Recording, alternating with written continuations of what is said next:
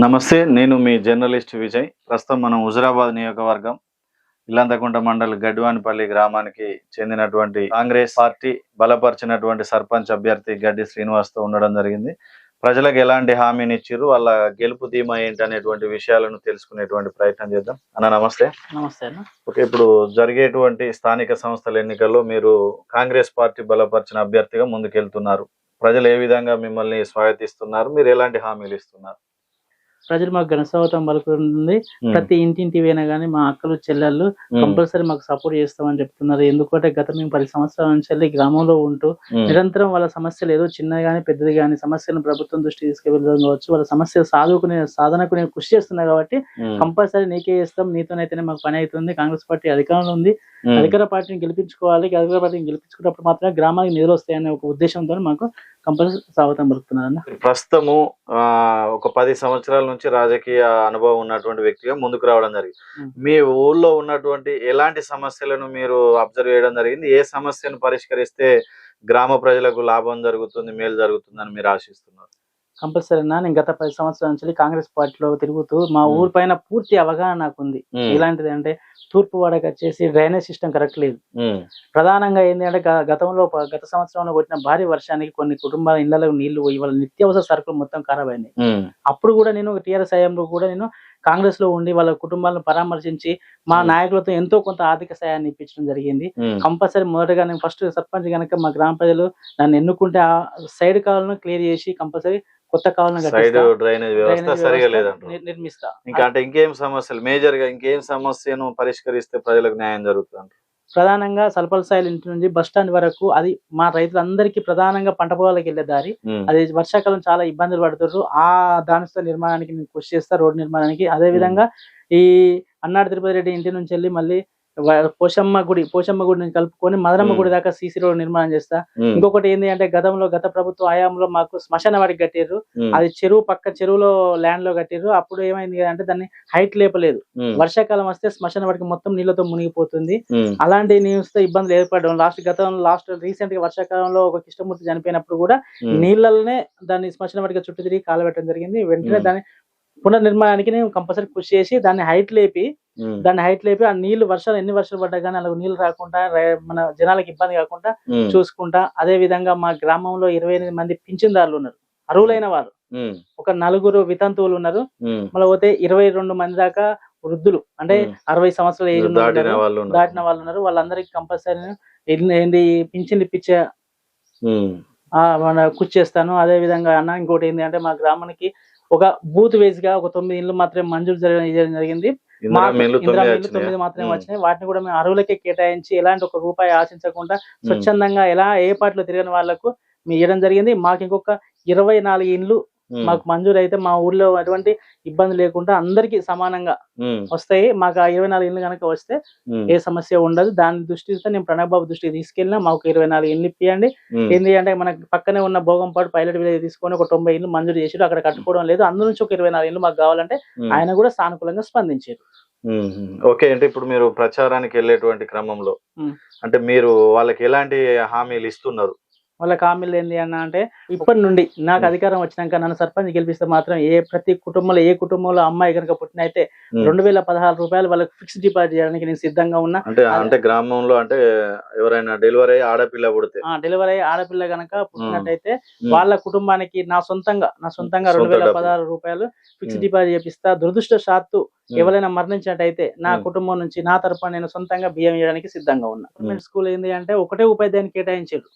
ఒక ఉపాధ్యాయుని కేటాయించడం వల్ల పిల్లలకు సరైన విద్య అందడం లేదని ఎంఈఓ వస్తే గతంలో కలిసినాక ఏమైంది అంటే ఆయన ఇంకొక ఉపాధ్యాయుడు వస్తాడు, మీకు కంపల్సరీ వేయాల్సిందే అని చెప్పారు. కానీ అంతలో ఏంటంటే ఒక ఉపాధ్యాయునితో పిల్లలకి అన్యాయం జరుగుతుంది, చదువు చెప్తారని పిల్లలందరినీ ప్రైవేట్ స్కూల్లో పంపించారు. తల్లిదండ్రులు పంపించినప్పుడు నేను వాళ్ళతో కొంత మోటివేషన్ మళ్ళీ ఎంఈఓ దగ్గర పోయి మా స్కూల్ మాకు కావాలి, స్కూల్ మూత క్లోజ్ చేసినప్పుడు ఎంఈఓని కలిసినప్పుడు మనకు సానుకూలంగా స్పందించి ఏం చెప్పారు కదా అంటే 2026 జూన్ వరకు మీరు కనుక తల్లిదండ్రులతో మాట్లాడి కనుక మీరు పిల్లలు పంపించినట్టయితే మీ స్కూల్ మీకు కంపల్సరీ రీఓపెనింగ్ చేసే పూర్తి బాధ్యత మాదని చెప్పిండు. ఇంకొకటి అంటే ఏంది ఇప్పుడు అంటే మీరు సర్పంచ్ గా గెలిచి ఉంటే కంపల్సరీ మళ్ళీ ఏదైతే మూతపడ్డ ప్రభుత్వ పాఠశాల ఉందో దాన్ని మళ్ళీ ఓపెన్ చేసే రీఓపెన్ అవకాశం. చేసేసి తల్లిదండ్రులు ఇప్పుడు ఎందుకు అంటే అన్న ఆర్థికంగా ఇబ్బందులు, నా గ్రామంలో ఆర్థికంగా ఇబ్బందులు పడుతున్న ఉమ్, అందరూ సన్న చిన్నకారు రైతులు ఉన్నారు. ఉమ్, వాళ్ళు ప్రైవేట్ స్కూళ్ళకు వ్యాన్ ఫీజులు కానీ, బుక్స్ కానీ, ఉమ్, స్కూల్ ఫీజు కట్టడానికి చాలా ఇబ్బంది పడుతున్నారు. వాళ్ళు చెప్పుకోలేకపోతున్నారు. మేము కష్టం చేసి మా పిల్లలను మళ్ళీ వ్యవసాయం చేయాలన్నా, ఎంతో కొంత చదివిపించి వాళ్ళు ఏదో ఒక జాబ్ చేసుకోవాలనే ఉద్దేశంతో ఉమ్, ఆ ఆశతోని అప్పుల పాలవుతున్నారు. ఉమ్, కంపల్సరీ నేను సర్పంచ్ అయిన వెంటనే దాని స్కూల్ ను రీఓపెనింగ్ చేపించి ఉమ్, నాణ్యమైన విద్య అందించే విధంగా నేను ప్రత్యేక శ్రద్ధ తీసుకుంటాను. సాయంత్రం టైంలో మా గ్రామానికి సంబంధించిన పిల్లలందరికీ ఒక రూమ్ తీసుకొని, ఉమ్, ఒక ప్లేస్ కేటాయించుకొని, ఉమ్, ఒక ఉపాధ్యాయుని నా సొంత నిధులతో పెట్టి ఉమ్. ఈవినింగ్ టైంలో నేను ట్యూషన్ చెప్పించే కార్యక్రమాన్ని నిర్వహిస్తా. అంటే విద్యార్థులందరికీ. పిల్లలందరికీ ఉమ్, నేను కంపల్సరీ ఒక ఉపాధ్యాయుని ఏర్పాటు చేసి, వాలంటీర్ ఏర్పాటు చేసి, సాయంత్రం టైంలో 5 నుంచి 8 గంటల వరకు నేను ట్యూషన్ ఇప్పించి అతనికి కావాల్సిన జీతభత్యాలు వస్తే నా సొంత నిధులకెళ్ళి కేటాయిస్తా. ఓకే. అంటే ఇప్పుడు మీరు ఆడపిల్ల కొడితే 2016 చెప్తున్నారు. ఉమ్. రెండోది సాయంత్రం పూట పిల్లలు తల్లిదండ్రులు అందరూ కూడా వ్యవసాయ పనులకు పోయేస్తారు. హోంవర్క్ చేయలేనటువంటి పరిస్థితి ఉంటది కాబట్టి మీ సొంత నిధులతో ఊళ్ళో ఒక విద్యావేత్తను తీసుకొని ట్యూషన్ కూడా చెప్పిస్తారు. ట్యూషన్ చెప్పిస్తా. మంచి నిర్ణయం. ఇంకేం హామీలు ఇస్తున్నారు? ఇంకొకటి ఏంటి అంటే అన్న, గడివనపల్లె గ్రామంలో ఉమ్, 8 సీసీ రోడ్ లింకులు పెండింగ్ లో ఉన్నాయి. ఓదానికోటి జైంట్ జేఎన్టీ చేసేవాల్సి 8 ఉన్నాయి. ఆ 8 పూర్తి బాధ్యత నేను తీసుకొని ప్రభుత్వం దృష్టికి తీసుకెళ్లి దాన్ని కంపల్సరీ నేను ఆ సీసీ రోడ్ల నిర్మాణానికి కృషి చేస్తా. ఇంకొకటి ఏంటంటే గతంలో వచ్చేసి బీరన్న గుడి గొల్లగుర్మలుగా బాగా మొక్కే దేవుడు బీరన్న దేవుడు. ఆ బీరన్న దేవునికి 2 రూమ్లకు ప్లాన్ చేసుకున్నారు. ఒక రూమ్ మాత్రమే పూర్తి అయింది. ఇంకొక రూమ్ పెండింగ్ లో ఉంది నిధులు లేక. దాన్ని కూడా నేను ప్రణవబాబు దృష్టికి తీసుకెళ్లడం జరిగింది. ఆయన కూడా సానుకూలంగా స్పందించి పొన్నం ప్రభాకర్ కలుద్దామని చెప్పేసిండు. ఇంకొకటి ఏంటి అంటే యాదవ సంఘం నుంచి వెళ్ళి భవనం మధ్యలో ఆగిపోయింది, యాదవ సంఘ భవనం. దానికి కూడా నేను పూర్తి సహకారాన్ని అందిస్తా.